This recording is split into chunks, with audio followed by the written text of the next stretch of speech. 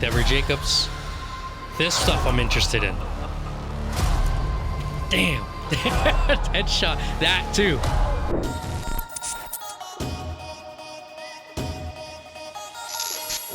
Hey everybody, I'm back. Sorry it's been a while. My Killers of the Flower Moon video seemed to have kicked off. So if you're new to the channel, welcome. I'm actually doing a follow-up to that video. There's a lot more to talk about with that one. But Echo, this is something that I personally have been waiting for quite a while now. Ever since Hawkeye, ever since I heard that, you know, she was gonna get her own show, I've been really anticipating it. I mean, I've seen the trailer once. I want to go ahead and watch it with you guys. Let's just watch it because I have a lot of thoughts on it. Same little actress from before. I forgot her name. I'll have to look her name up.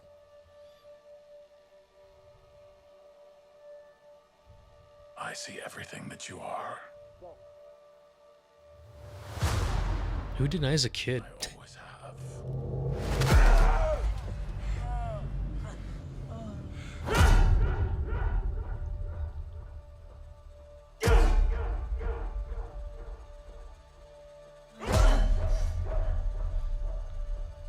Here's when I knew things were changing. Don't be afraid. With the bloody knuckles. Call back. I love that one. Damn.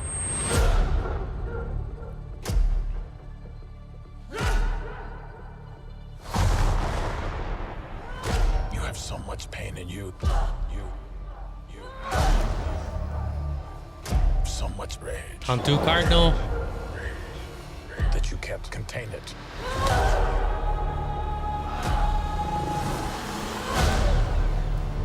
Deborah Jacobs. This stuff I'm interested in. Damn. Headshot. That too.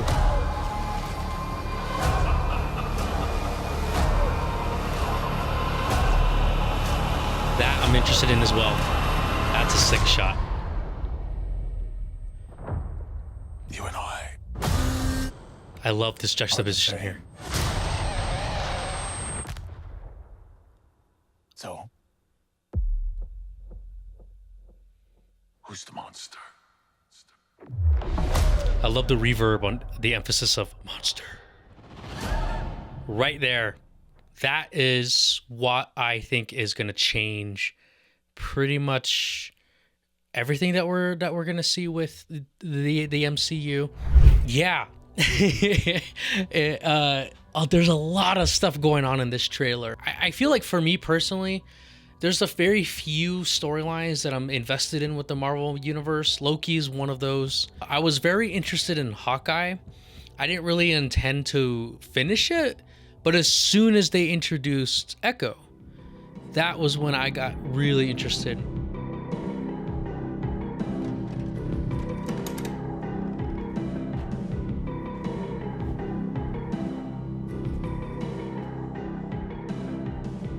We have them both. We have them.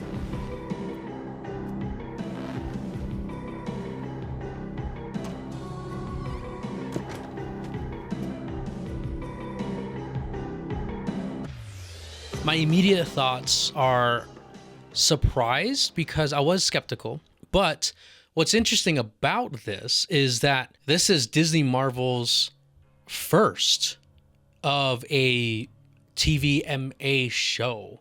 Like, as soon as I saw his knuckles just bleeding, I was like, oh man, I haven't seen that much blood on Marvel show, like, I don't think ever since Daredevil and The Punisher, which I really enjoyed The Punisher. But yeah, that's when I knew things were changing a bit here. And I think looking at it from a filmmaker studio lens and then also the indigenous representation lens, this is going to help a lot because in the shadow of Marvel and the unfortunate negative press that it's getting lately, it seems the movie space for Marvel is kind of dwindling, I guess you could say. But this show, of course, like if you mix that perception with this show, then everyone's just kind of like, oh, it's the Pandaverse. Oh, it's the appealing to the woke crowd. I don't know. Because I am so excited for this one. Yeah, she might seem like a minor character, but I feel like this is one of the first directions we're getting with the new Marvel shows to get a little bit grounded into the world of kind of like how Daredevil did things and the Punisher did things, where these are like the more grounded heroes and characters and villains, mostly centered around New York City. I thought her backstory and everything that they introduced in Hawkeye was so interesting. Like, for me, it was more interesting than the rest of the Hawkeye series. Like, the young girl, I forgot her name already, in Hawkeye, her character was interesting, but contrasted with Echo, with Alaqua's performance, first time performance too, was just, it was like night and day, you know, and everything about her was so much more interesting. So, talking about the character, I would encourage you, I'll link it in the description below for you guys, but A Tribe Called Geek, back when the Hawkeye series first came out, they have a really cool in-depth history and context to the history of the character of Echo. The things that got me interested are, one, these flashback sequences. And I don't know, I mean, I paused them to try to get an idea of like what era we're looking at, and then also like what tribal affiliation, what tribal history we're looking at. And a part of me wants to say Cahokia or something more southern in like Florida. I don't know, but that's my immediate assumption. We obviously see, it looks like a young woman who is like a warrior and challenging somebody, and then we see this big dude. Talk about body goals, but he's huge. And then we also saw a few black and white images. He looks a lot like Willem Below from Killers of the Flower Moon. I don't know who that actor is. I couldn't quite see them listed on IMDb. We might be getting some Watchmen-esque flashbacks where they switch between color and black and white, where they go into the ancestry of our character. Yeah, that stuff was exciting. And it was exciting to see Devery Jacobs. And we're obviously, Tantu Cardinal is also, you know, prominently featured. And the thing that is me excited is Sidney Freeland, who is a Navajo filmmaker, is basically the showrunner who is directing and guiding this entire series, very much like Chris Iyer for Dark Winds. And so I'm very curious to see how she does this. And I feel this is just me, because Sidney Freeland has like kind of guest directed on a few shows lately, but I feel like this is the chance for her to really shine as an artist and as, you know, a director, and really go all out. And this is the closest, next to Prey, that we're gonna get of more genre things with native theme / native run content.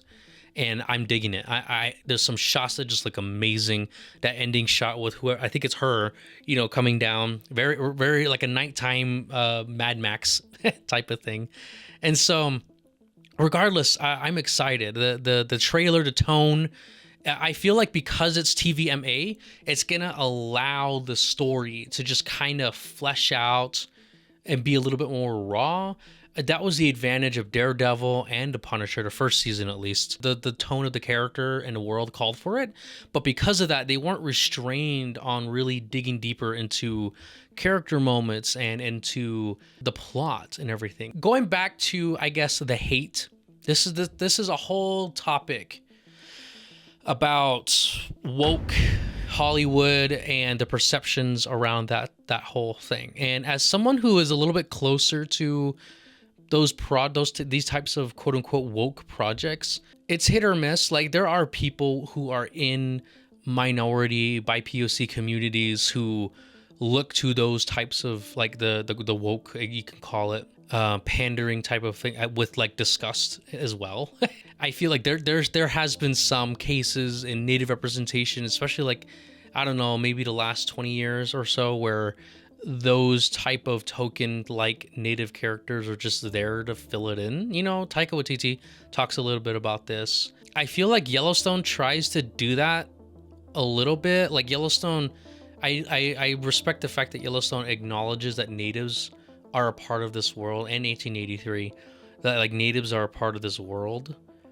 But I feel like there's moments where they try to shoehorn things in a little too much, but at the same time, it's like, yeah, with the limited native representation that we have, it's a little hard to pick and choose sometimes. But we're getting closer to being able to pick. And with this show, I am hoping that it's gonna, because I was really hoping that Secret Invasion would be that grounded Andor like series for Marvel, but it just wasn't. It kind of fell flat a little bit. The way everything was set up was great. The tone of it was interesting and different. And so I'm hoping that it looks like they're going back to something similar to Daredevil and to The Punisher. I really liked Luke Cage as well. I hope they lean into Luke Cage with this, because Luke Cage was a really cool, very Black American experience for this character. Alaqua Cox is like, she already looks like she's kicking ass. She's doing a really good job already for a first-time actress. And this is, I guess for me, this is one of those things where it's like the universe was listening, because she is the character. You know, Echo is deaf, and she also is missing her leg, and Alaqua is that. You know, for the first-time actress, just knocked it out of the park already. She really stuck out really well in the Hawkeye series. I don't care what the people say about this show, and of course, if it suffers in story, I am gonna critique it. Very much like how I was with Dark Winds. The Marvel Cinematic Universe, as much hate as it's getting, and you know, from everyone, it is the only intellectual property so far that has kind of furthered a lot of voices that weren't really seen much in the grand scheme of things. Now, has quality and story suffered because of that?